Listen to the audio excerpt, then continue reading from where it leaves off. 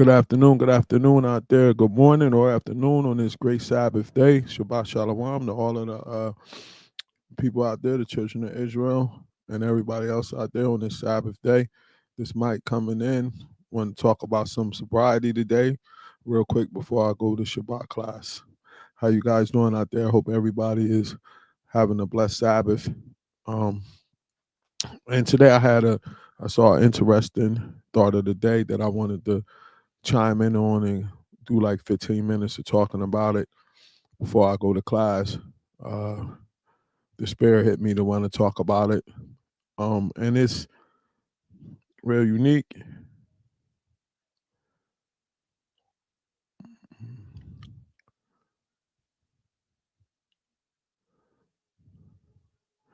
And it's the thought of the day.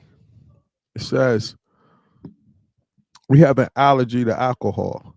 The action of alcohol on chronic alcoholics is a manifestation of an allergy.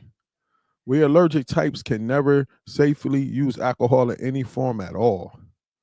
We cannot be reconciled to a life without alcohol unless we can experience an entire psyche change. Once this psyche change has occurred, we who seemed doomed, we who had so many problems that we despaired of ever solving them, find ourselves able to control our desire for alcohol. Have I had a psychic change? So when you see the word psychic, they're not talking about going to see like a psychic who does readings and things like that. They're talking about a complete change of the mind. Our mind had to change. But first, let's talk about having an allergy for the alcohol itself. Once and you know you have an allergy when you drink one and you got to have another one, and then you got to have another one, then you got to have another one. When people sit down that don't have the allergy, they could have one or two drinks and they'll be good. They could just get up and go home. But when you have that allergy, you got to sit down and have another one and then have another one and then have another one. And we cannot go down this road again, no matter how many years we've been sober, to be able to want to pick up a drink again. No matter how long it takes, no matter how long we've been sober, if we go pick up that drink again, we're right back at the same stage all over again, picking up that drink. I remember reading that story in the big book when the guy waited 25 years to drink. He had a business and he said that he was gonna not drink for 25 years because the business he wasn't gonna drink until he retired because the business was messing, the alcohol was messing up his business. And this guy didn't pick up a drink for 25 years. But when he got retired at 55, he picked up that drink. And 2 months later, he was in the hospital. In less than 4 years, he was dead. This man waited 25 years to drink, and the alcohol still came back and got him as soon as he picked up a drink. That's how dangerous this substance is.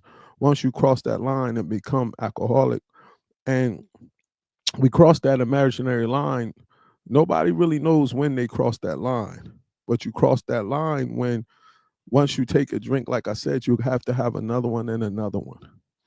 And usually when we cross the line, we don't realize we did until we're knee deep in alcoholism, because they say we're the last ones to really know that we're alcoholic. Most people are around us already know, but we're the last ones to really acknowledge, like, yo, I really need some help. I'm alcoholic.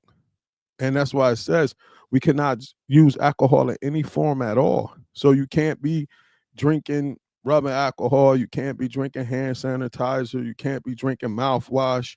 You can't drink. And some people might listen to this and laugh, but there's people out there that try it. You can't do any of that stuff. You can't drink beer. You can't drink wine. You can't try to cut down. You can't say, I'm only going to drink on these days of the week. You can't do that. You just can't drink it at all. And I know it's easier said than done. That's why it says you have to have a psychic change. You have to go through the process, find God, and have that psychic change. I had my psychic change when I was in rehab. After doing step 5, I had that change, and that warm sensation went through my body, and the voice said, all you have to do is serve me, and you don't have to worry about nothing else. That's when I had my psyche change. And once I had that psyche change, I had clarity when I was looking, and everything was different. And I knew then, like, I wanted to serve God. And that's what absolved me of my addiction to alcohol. Just having that psyche change took away the obsession, took away uh me just having to have it, took away from me yearning it. And now I understand I have to stay being treated by going to meetings, going out, helping people, doing all the things that I need to do to stay free from alcohol. Because no matter how long it is, if I decide to pick up that drink, I'm right back to square one all over again. So the psyche change is not only a change because of my addiction to alcohol, it's also a change because the uh the selfishness and self-centeredness that I had when I was in that state. See, when you're in addiction, everything is about you. It's about what you want. You don't care about doing nothing for nobody else unless you could do it in the course of you getting what you want to get out the situation. But when you have that psyche change, then you become a useful member of society. You become a useful member of God. He directs you to go out and help other people with whatever your ministry is.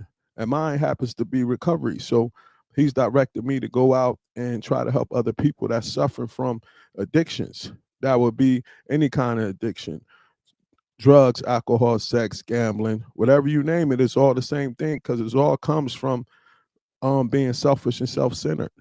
So as we go on this thing, I'm about to pull up the next part, and it is